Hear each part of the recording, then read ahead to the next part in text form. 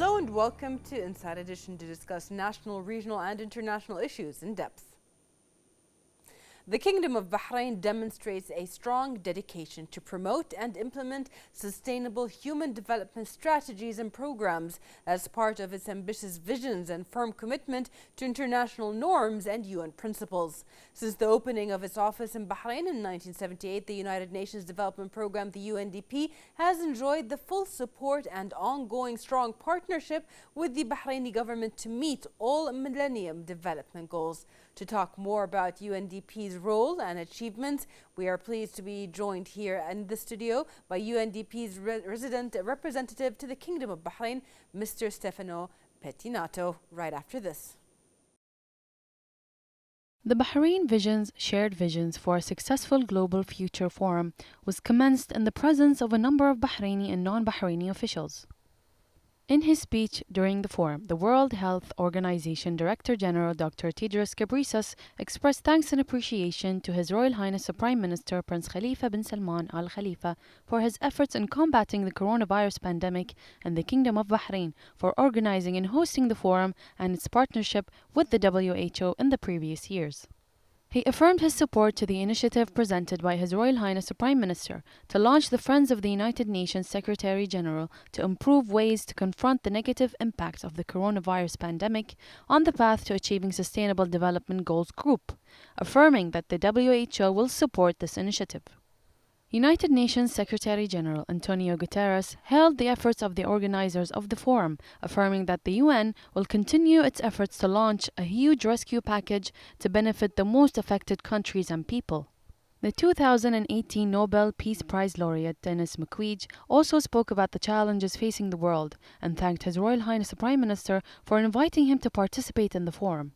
The Ministry of Foreign Affairs Undersecretary and Chairman of the Board of Trustees of Darasat, Dr. Sheikh Abdullah bin Ahmed Al Khalifa, gave a presentation on the relations between the Kingdom of Bahrain and the United Nations and the strategic partnership between the Bahraini government and the United Nations agencies and bodies. UNESCO Director General Audrey Azoulay affirmed the importance of pluralism and its effectiveness in achieving tangible results, affirming that committed member states like Bahrain are needed. Minister of Foreign Affairs of Maldives, Abdullah Shahid, also delivered a speech in which he stressed the need for solidarity to achieve sustainable development goals.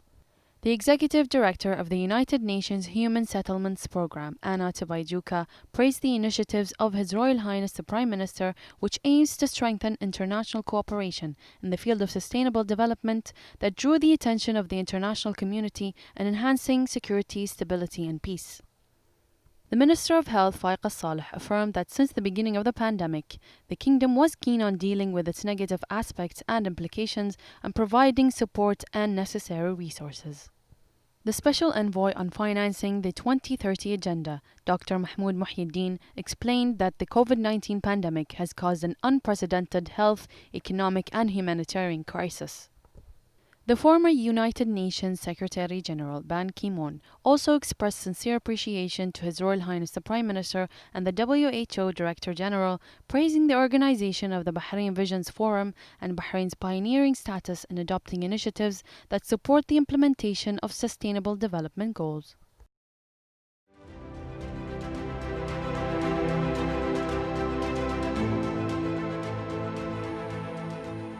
Welcome back. Joining me in the studio is Mr. Stefano Pettinato. Thank you very much for being with us today. You're welcome. Thank you for having me. The UNDP is a word, or it's an acronym that we hear over and over again, but people don't really know the real true meaning behind the United Nations Development Programme, what it actually does. So the establishment of the United Nations Development Programme in 1965 came to fulfill certain essential needs and accomplish various global aspirations. What can you tell us about, and the viewers, a brief introduction to the UNDP? Yes, the United Nations Development Programme was founded in 1965 at a time when the world was undergoing a very big transformation, a structural transformation. Many colonies were acquiring independence. And in many parts of the world. And so the role of this UN agency was really to accompany countries, young countries or less young countries in their development process through essentially looking very closely at the eradication of poverty, because many of these countries were, some of them unfortunately still have high levels of poverty and on all dimensions, and also for the sustainable human development of these countries, so that the path to development is one that includes all members of society, but also that takes a close look at the sustainability of that path for future generations. Right. When we say a development program, the UNDP in each country really does tailor its programs to that country, to that region in specific. What are some factors that are taken into consideration when developing programs for that? Yes, UNDP as an agency is one of the most present agencies globally. It has offices in over 160 countries, and inevitably, because of that reason, it faces every UNDP offices, from UNDP Bahrain to UNDP in South Africa to South Asian countries. You can imagine the diversity of what we encounter and the variety of needs. And so UNDP really has to tailor its specific offer at the national level and sometimes at the local level. Imagine in countries like India, you have enormous varieties within the country, so that we accomplish the goals of that national entity from the prism of international goals and obligations, namely the Sustainable Development Goals, what the world is facing right now. So UNDP accompanies that process. Right.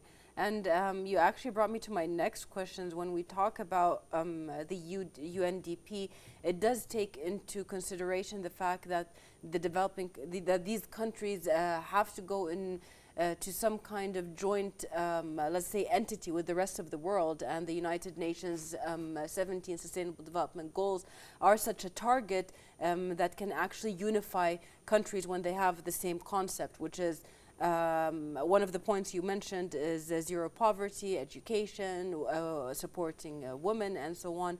But how far does the UNDP apply programs that support the Sustainable Development Goals? Well, it really is at the core of the mandate of UNDP and other UN agencies, for that matter.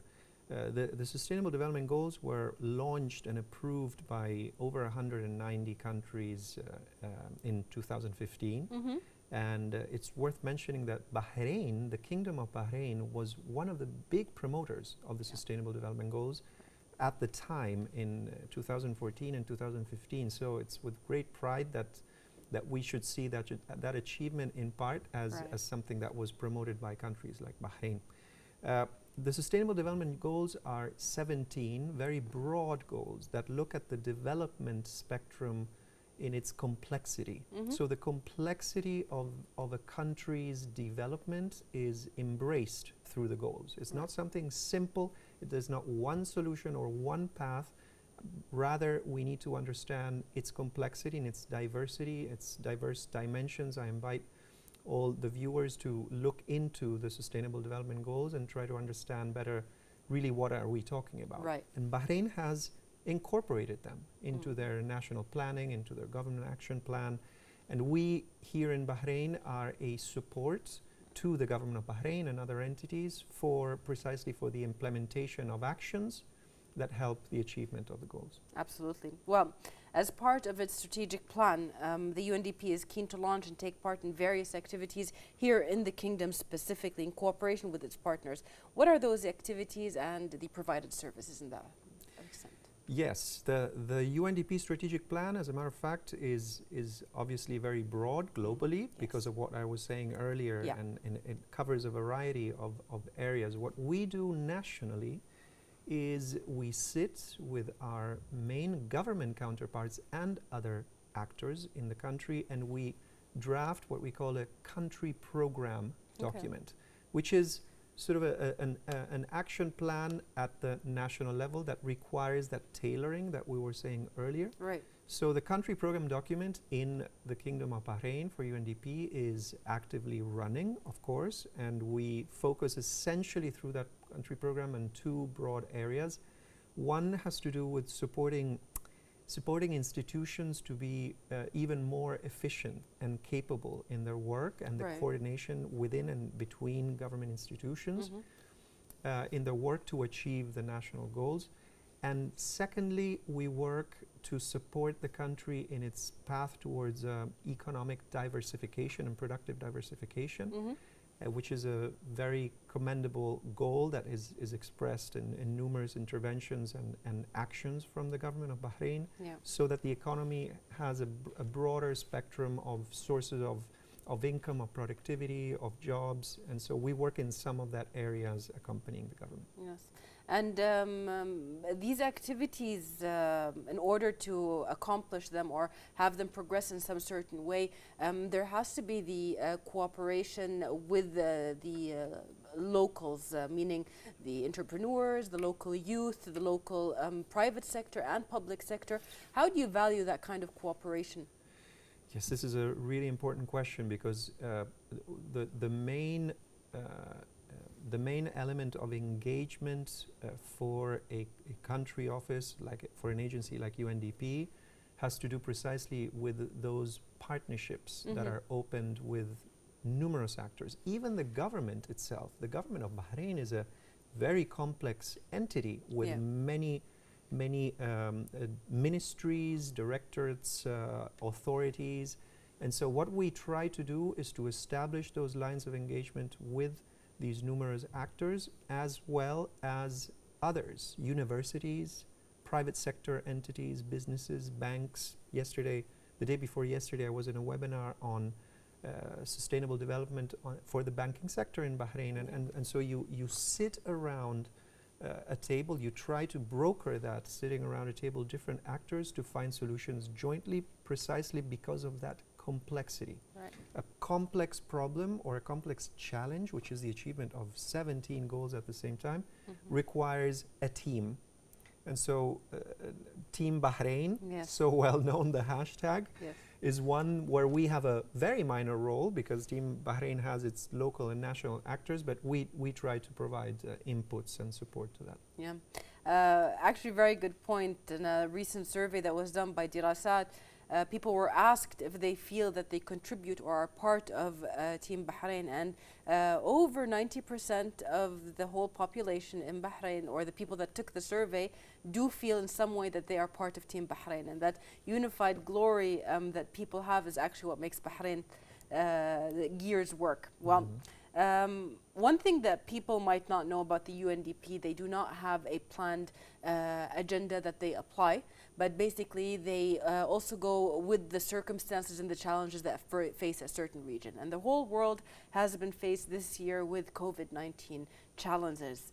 And in line with the global fight to deal with COVID-19, the UNDP works on ensuring that the recovery focuses on achieving sustainable development goals in the post-pandemic period in a way that will build a more, let's say, flexible and cooperative, appropriate global system. What can you tell us about this response and the approach towards it? Yes, the challenge of the pandemic, we are living it ourselves, of course, as global citizens, even though we work in an international development agency. But we also see the enormous variety and multidimensional impact that the pandemic has had and is having in so many countries.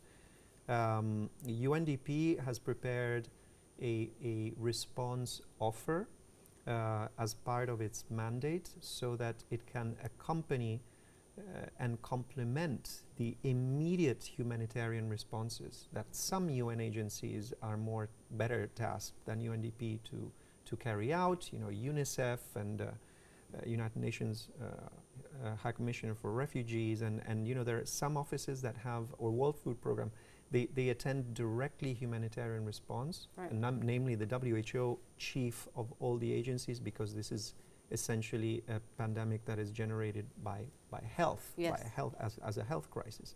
But what we do is that we come sort of as a second tier of interventions, but not because of that less important, which is what we see as a socio-economic response to the COVID-19.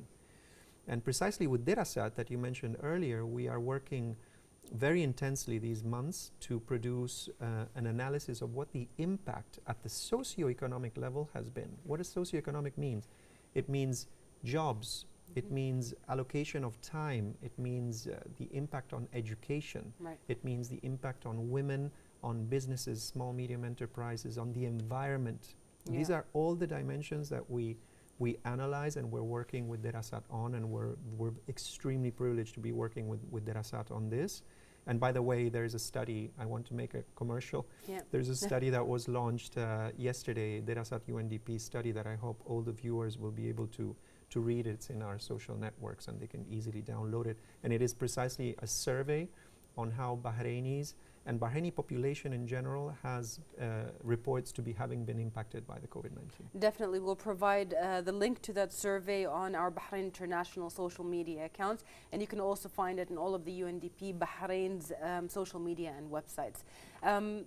While we're still on the topic of the COVID-19 challenges, you mentioned before a meeting with the banks, and one of the goals of the Sustainable Development Goals is smart cities and smart economies, and that's where the banking sector comes in. And we do see the impact of the pandemic when it comes to the local financial institutions, with the spreading of technology when it comes to applications, online banking, that sort of thing.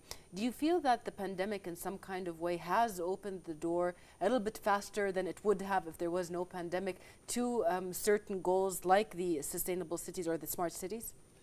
I think it's a very fascinating topic. I am one of those who I resist the temptation to seeing the many silver linings from the pandemic, because the pandemic is still an extremely serious and deadly phenomenon in most part of the world where we work as UNDP. Not so in Bahrain, in the sense that Bahrain has taken care of mostly the health aspect, which is very commendable for Bahrain as a country. But it does have, is having implications on the economy, of course, and on society. So smart cities, which by the way, we're proud as UNDP to be partners for the event, Smart Cities event, the forum that will take place, inshallah, early next year. Yes. Is a very important area of discussion as we seek solutions to the pandemic. But one way may say, well, how is a smart city related to a health pandemic? Well, what we're talking about, it's a path to recovery, and to what the administrator of UNDP, Achim Steiner, he always says, instead of building back where we were, he says to build forward better. Not build back, build forward. Right. How do we build forward? We build forward with a sustainable ecosystem, with a better equilibrium and balance with our nature, with our natural resources that are scarce, with the biodiversity. Even in an island like Bahrain, which is relatively small in territory, we need to achieve, and we are in the path to achieving a better equilibrium with the ecosystem. And yes, using new technologies, using digital technologies more and more. We are engaged with the IGA in a process of analyzing the digital ecosystem for Bahrain, for strengthening the digital economy and artificial intelligence. We're extremely happy of that collaboration. And that is really the path. So I think that Bahrain is really looking in the right direction to build forward better, as I was saying. Yes. And also, Bahrain Visions Forum, Shared Visions for a Successful Future, was held this year, coinciding with the high-level meetings of the General Assembly held on the sidelines of the 75th session of the UN General Assembly, as well as also the celebration of the UN General Assembly's 75th anniversary. What can you tell us about the important uniqueness of this event, and why specifically this year? Well, first of all, I was fortunate enough to be part of that event on September 29th. I was there at the Prime Minister's court, and today saying I was there doesn't really mean very much anymore, because we're so connected to everywhere else at the same time in the world through Zoom, etc. Yes. So we were there, but we were there with an intervention by the Secretary General of the United Nations. Wow. a direct link with Dr. Tedros, who is the head of the World Health Organization. I mean, and we had the head of UNESCO, global head of UNESCO. We had so many really, really high-level leadership present there. So I really have to commend His Royal Highness the Prime Minister for his vision in promoting this event, which, again, it's about visions. What I liked personally about, in particular, about the focus of that event, which, as you said, built at the as a complement to the and within the overall discussion of this year's General Assembly session, is that it's a vision. It's an event on visions. It's not about immediate patches to a problem. It is about long-term vision. Is it about what we as countries, as communities, as continents, and as a planet would need to aim at, and the underlying message that is behind that is one of unity. Absolutely. Is one of gathering strength, gathering knowledge, gathering goodwill and energy and resources to move the planet in the right direction. Because right now, when we look at if we were an astronaut looking at a planet from as they did in the past from their spaceship, we're not doing very well as a planet. So we need to go back, sort of reset, go back and really start moving all together in a unified way as in the right direction. And the United Nations is a very good forum of that, and I really commend the leadership of Bahrain to seeing that and to believing in that. Now, one last point on that is that one proposal that emerged from the Bahrain Visions Forum was the proposal from Bahrain, from a small island in the Arabian Gulf like Bahrain, but such a visionary proposal that comes from Bahrain, which makes me very proud to being here, is the fact that there's an idea to create a group of friends of the Secretary General of the United Nations to help COVID-19 not offset the path towards the SDGs. I mean, this is I heard it for the first time when I was there, and I was like truly happy. And Dr. Tedros from the WHO, World Health Organization, really embraced it, and he said yes, because this has to help us to build back greener. Right. This is what a head of a health agency said, that we need to build back greener, so in harmony with the environment. So I was very inspired by that event, and I think it was really great. I think there are recordings around, so people can go back and see. They are available. And just to emphasize on what you've said, the reason that Bahrain's Visions Forum is such a massive event is because all of these high-level officials are actual decision makers within their fields, and hence decision makers when it comes to a global policy on certain things such as the Sustainable Development Goals. And definitely, I mean, Bahrain has long been on the path of accomplishing certain Sustainable Development Goals. We see more and more NGOs as well as small individuals and teams that go out and do different initiatives, whether it is saving energy, whether it is clean up missions, whether it is women empowerment missions. All of these are part of the SDGs, and that's where Bahrain really does support their locals and achieving them.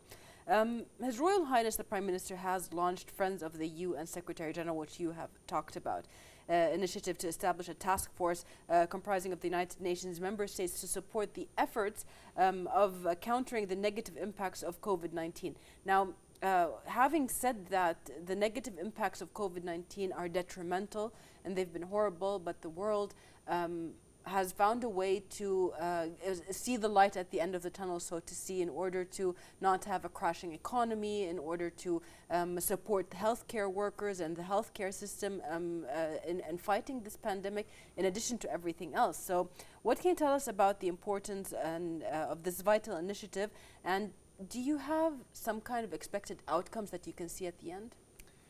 Well, the spirit of this Friends of the Secretary General initiative, in my understanding, is one that builds on leverage from the political will of countries. We have to start from there.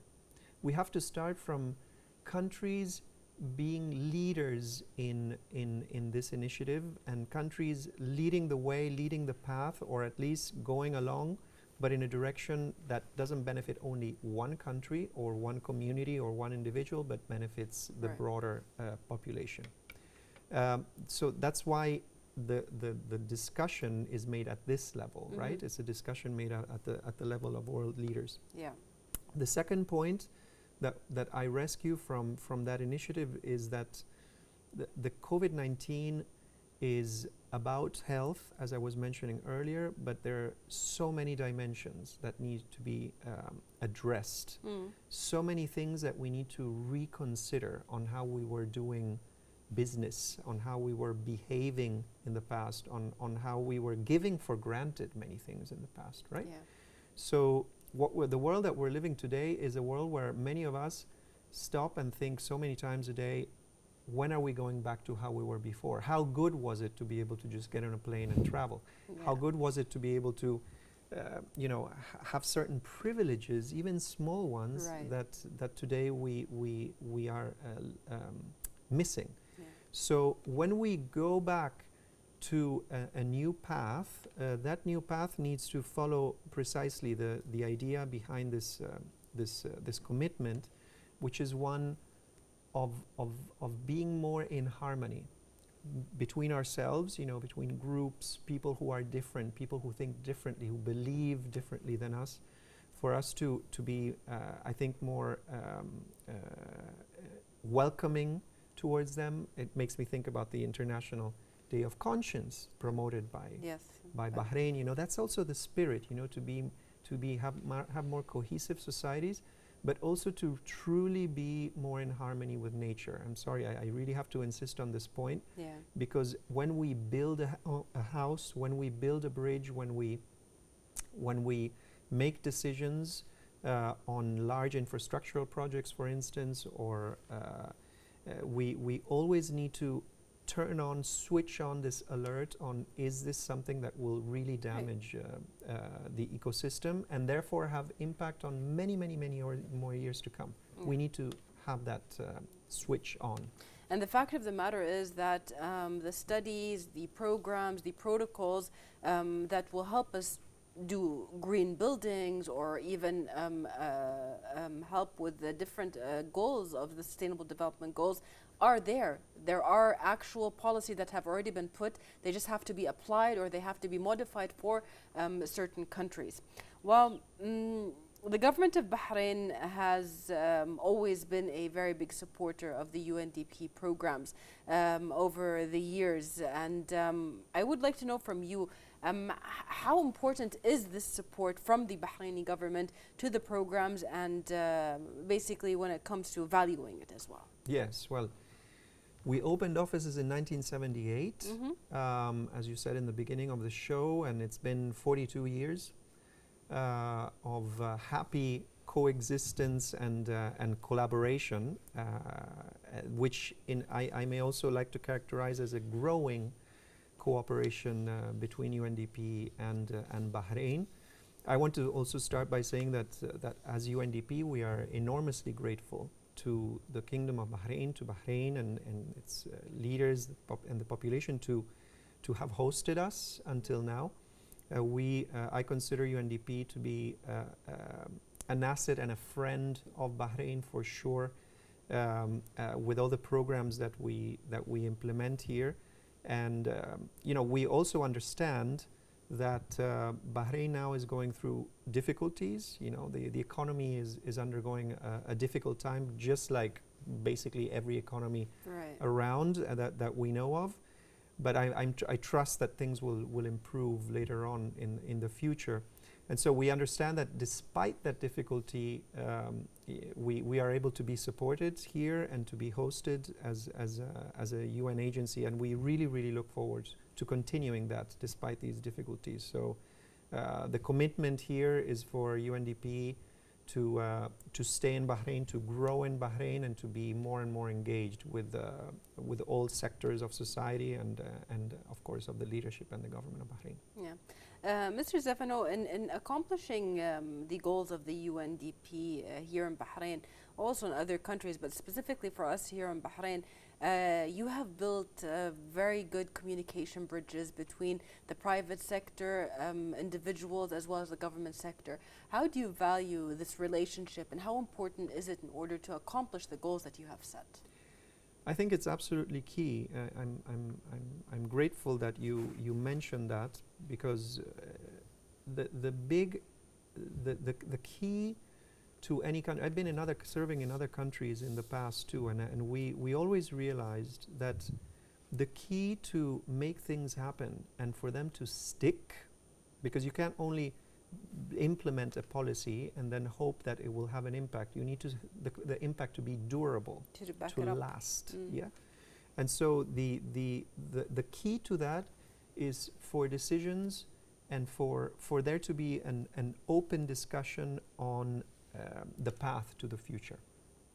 That means that we can't only hold one entity responsible for something that goes wrong or something that goes well. It can't only be the government entities to achieve the Sustainable Development Goals in Bahrain. We know that, just like in any other country. We need the input, the knowledge, the resources of individuals, you and me, of those who are watching us today, of the private sector, the business community, small and medium enterprises, large corporations, banks. We also need civil society organizations, that vibrant, energy that comes there. We need organizations of youth. Everybody has to add not only their voice, but their actions too. So what we try to do in these forums that you mentioned is precisely to work with these entities or these sectors of society so that they understand and they're empowered and they know that they can make a contribution too. But that requires some harmonization, of actions and sort of division of responsibilities. And we and other UN agencies operating in Bahrain and in other countries, we feel that is part of our role, really, to help empower, but also to help to work in a very proactive way as a team. Yes, going back to the term of the team.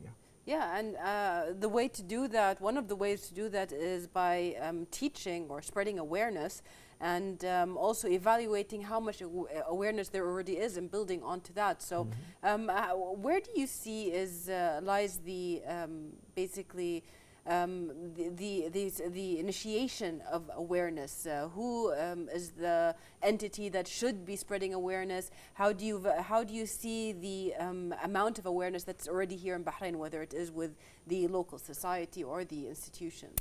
Yeah, that's an interesting question. I think that perhaps in the past, awareness was mainly driven by the leading entities in a country, by the rulers, the government, who had to give an example so that society would follow.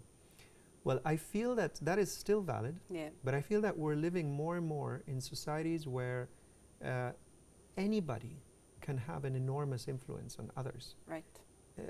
Only the concept of influencers that have millions of followers, even in Bahrain, there are some. And just one post by some of these influencers that can push in the right direction, in the direction of these principles that we're talking about, can have a very big influence, particularly among the young. And Bahraini is a very young society. And so that is really where I think there is a detonator of some inspirational change. I will also want to mention an entity in Bahrain, an individual that I see really in between these two, because he is a great leader of the country, but he is also young, and he's an influencer too, if I may say respectfully, which is Sheikh Nasser. He really has the power with his actions too, and not only with words, to inspire and to access youth, but at the same time to be an example for that. So I think that this is one way really in which we can change things. Absolutely. His Highness Sheikh Nasser's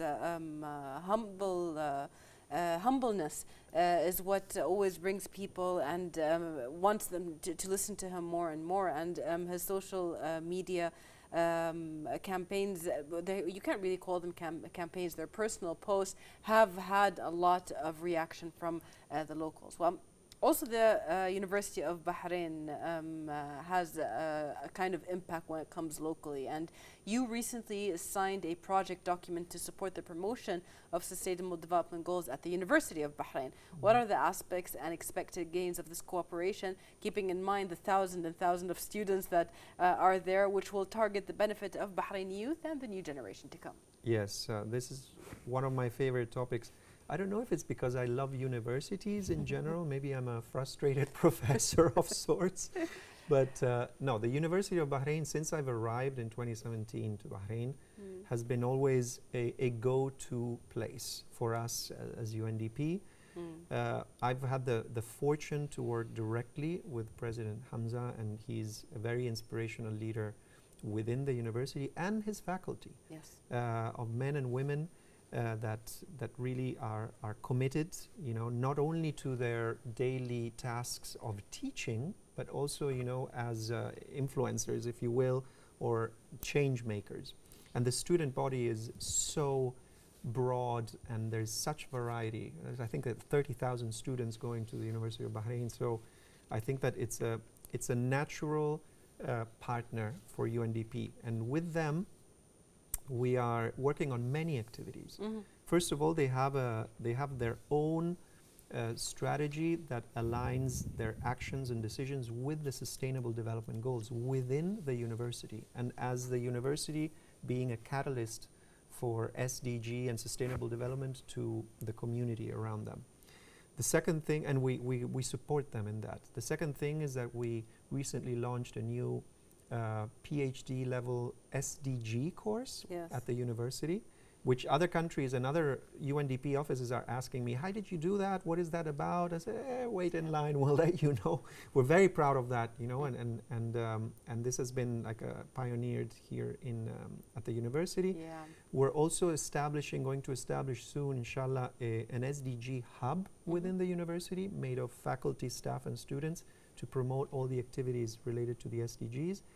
And last but not least, now with COVID-19, we have started, and I hope that you and other viewers were able to follow, we have started a webinar series on COVID-19 and SDGs. It's different topics every month, and I was lucky to speak in the first webinar, which is like an introductory lecture on that, and with interactions and everything. But then we talked recently about the environment and COVID-19, very interesting. We will talk soon about education and COVID-19, and other aspects, of how the COVID-19 relates to different SDGs. So this is our cooperation with the University of Bahrain, and we're very, very happy for that. And inshallah, it will last very much many more years in the future. Inshallah, yes. So we have heard about the Sustainable Development PhD program. We actually had Dr. Faye Al Khalifa on the show talking a little bit about it. But before we go more into that, let's just look at how the impact of modern technology and modern means of social media facilitate direct communication with targeted audiences, especially during the current health circumstances. And how does the UNDP make use of that? Well, we should be much better at it. I think that we are a very big organization, UNDP, right? And we have rules, internal rules and regulations on what can be done, what can't be done. Because we manage sensitive information, and it's 18,000 employees globally. And so of course we can't just openly just set up an account, start talking about everything that and anybody that comes can up. post. It doesn't go that way. It doesn't. It shouldn't really go that way, because we have a mandate and we have messages. But so we have to find a balance between the two. Now, after I said this, we are shifting in a direction where social media become more and more our main communication instruments, you know, and not only about informing about things, but also about communicating with others on things, on issues, on our work, and also receiving feedback on our work. And the recent survey that we did with Dirasat on the impact of COVID-19, social media were a key channel for that. So now we're also in the frenzy of having more subscribers to our social media, both Instagram and Twitter. So please, those of us who are listening to me, yes, definitely, UNDP Bahrain, please become followers, and we will greatly appreciate it, and we hope that the content will be useful for you. So what you just mentioned is really at the core of our future communication strategy, for sure. For those who cannot find the account, we will be tagging it in our social media account. Well, from your point of view, what are the achievements accomplished by the UNDP here in the Kingdom over these past 40 plus years? Yes, I think that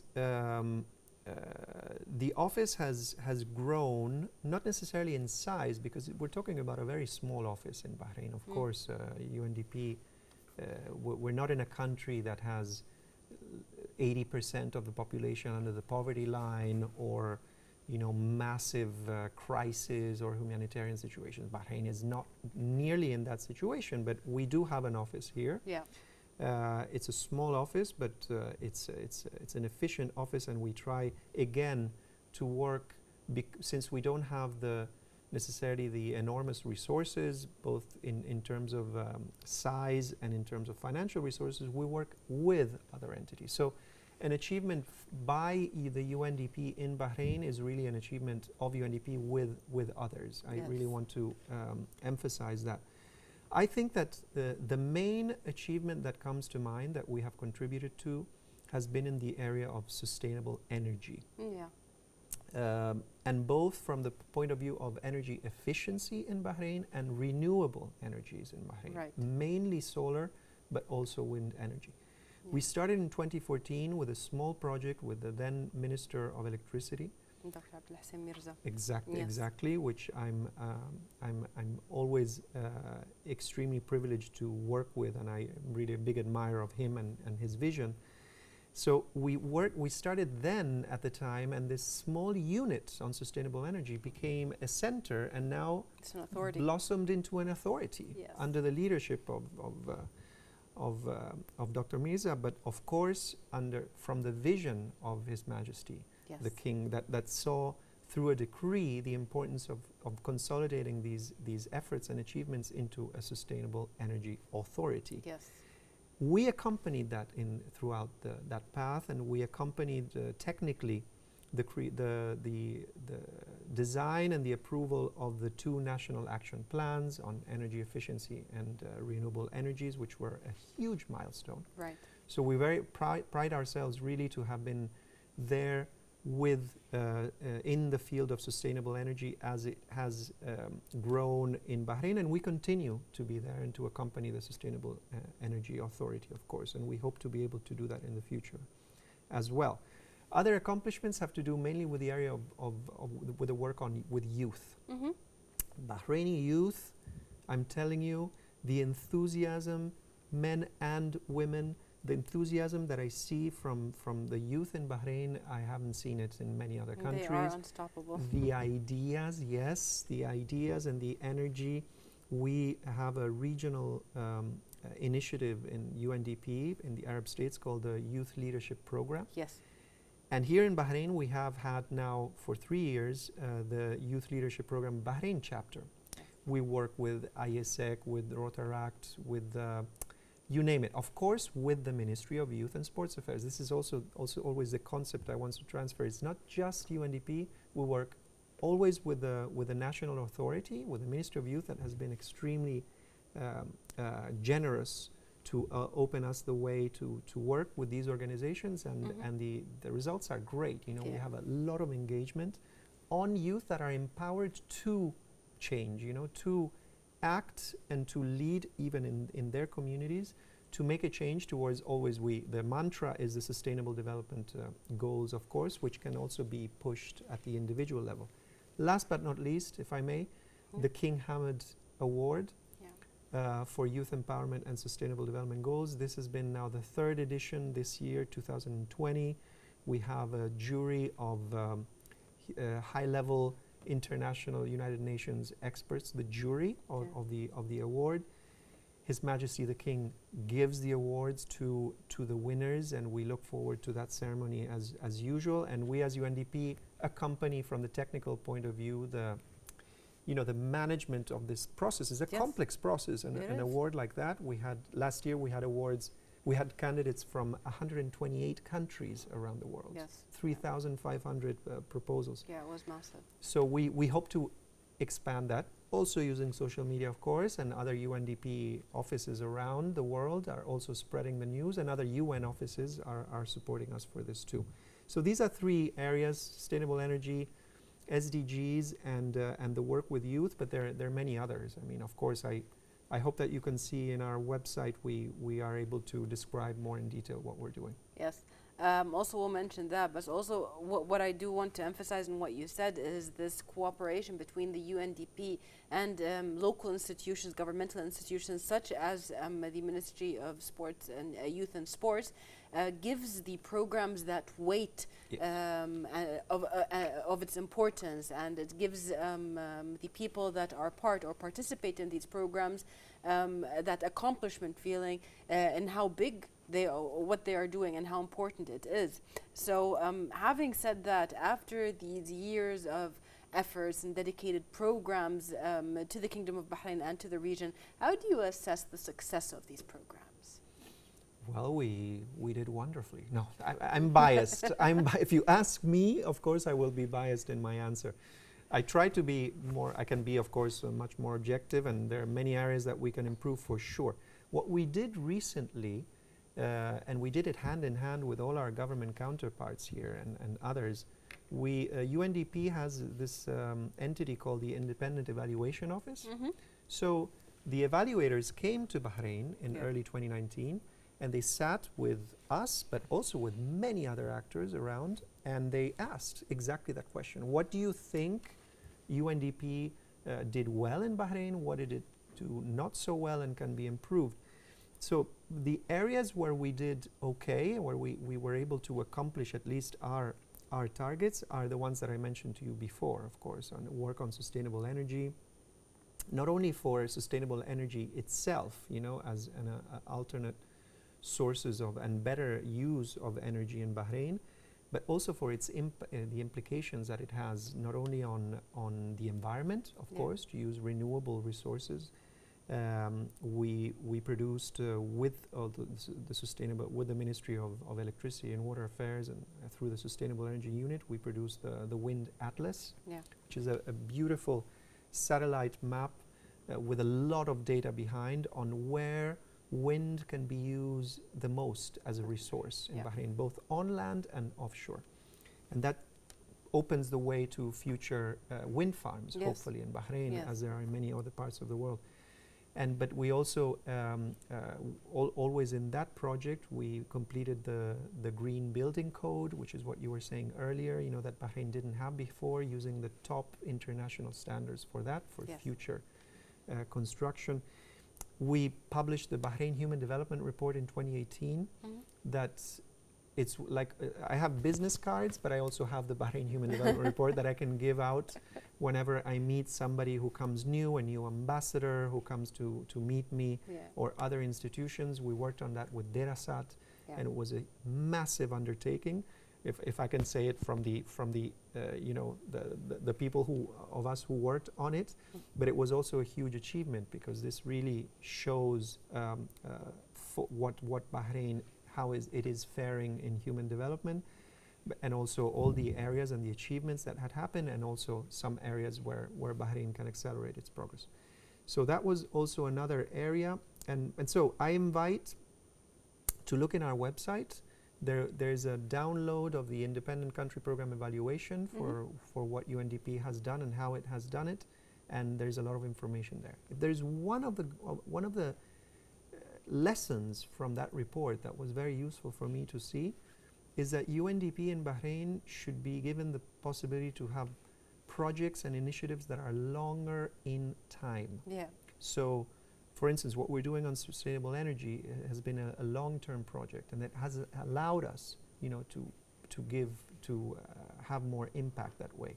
When we have projects that are very short in nature and in time, 1 maximum 2 years, it is more difficult to have that incidence and to have that impact. So that's something that we surely hope to have more in the future, projects that allow us to have truly a significant impact through time. Yeah, especially with the changing of the world's economies, not just in the light of COVID-19, but in general, going more into the green sustainable economies.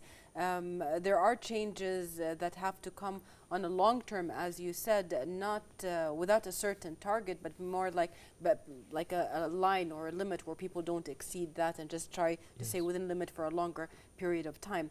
The UNDP always has new projects and programs coming up. You've mentioned the website a couple of times, and the website does give a lot of information on how to be part or how to contribute to these programs, or just more information if you want to follow up on these programs. But from you, like a sneak peek, any future plans you can tell us about from the UNDP here? First of all, my big aspiration is to consolidate our work now with the Sustainable Energy Authority, just to honor the enormous achievements that were made under the leadership of His Excellency Dr. Mirza, and the fact that we have reached this point opens the way for a huge amount of possible activities and relaunching at the interministerial level, for instance, within Bahrain, all the things that we need to do to achieve our goals behind the national action plans on energy efficiency and renewables. So we as UNDP very much look forward to that collaboration to deepen and for us to have more opportunities for supporting both with our team here, because UNDP works as a network, right? Yes. So we have regional center in Amman with great specialists, and we have, of course, our headquarters in New York, but we have many other country offices around the world to draw information from. My second aspiration is for us to continue and strengthen our association with the IGA. The Information E-Government Authority is a very, very important entity here in Bahrain for us, for all UN agencies here in Bahrain, both because of their management of statistical information, which with no statistics, policies have short life, honestly. When we have good, solid statistics, policies can be designed observing where things are going well, where things are going less well, and they can adapt to that. So there needs to be a constant effort on improving statistics, and the IGA has great human capital within its organization on that front, but also on the front of planning and digital transformation and strategic planning of the Bahraini e-government services, the portfolio of services that are offered through Bahrain, and to chaperone the country into a digital transformation 2.0, 3.0, because Bahrain already is very advanced at from the digital point of view. And there are more that can be done. Already we are working with the IGA on that process, to do a needs assessment of where those capacities stand and where areas of improvement can be. But what I look forward into the future is for UNDP to be a partner of the IGA in designing its future digital transformation. The third area of work has to do with COVID-19. Because too often I hear about post-COVID-19 as today is post-COVID-19. Well, no. Today we're not in post-COVID-19. Not even close. Unfortunately, we're not, and we need to still push on the 3 T's through the WHO, testing, treatment, and tracing. We need to look at that, and we need to hope for a vaccine to come very soon. But at the same time, we need to look at all the different dimensions that are impacted by COVID-19 that we talked about it earlier. So I really will see our collaboration with Dirasat to flourish and to continue that analysis as UNDP and other UN agencies. In Bahrain, we have great UN presence and a lot of capacities, so that we look forward to supporting the country on that front. Last but not least, the SDGs. UNDP is named by others as the integrator within the United Nations for the SDGs. Why? Because the SDGs are sectoral goals, but we need to approach them as a block of goals, as a one entity, and we need to connect the dots and see how making achievements on one goal can have positive impacts on other goals and push in that direction. So UNDP really is here in Bahrain and in other countries to help to understand that and to work together towards that, you know, multiple and simultaneous achievement of the goals, so that we will all be sitting maybe here in your show in 10 years, in 2030, and to celebrate the achievement of the goals for Bahrain. Definitely. I mean, that's something that we even as Inside Edition program on Bahrain International, spreading awareness about the SDGs is one thing, but actually living up to them. The UNDP is not only an entity that puts down a program or a plan, it facilitates that connection that you were talking about. Facilitates the education, the awareness around the world, and how to apply it within our own areas. Mr. Stefano, thank you very much for being with us today and talking to us. I know today the topics we talked about in the UNDP were very general. We specifically talked about the form and everything, but this is just an opening for future programs and maybe more specifically into certain SDGs or certain programs that you have achieved. But we thank you again for being with us today. Thank you. Looking forward to. Thanks for the opportunity. Thank you. And we'd also like to thank you, dear viewers, for watching, and we will see you next week in another episode of Inside Edition.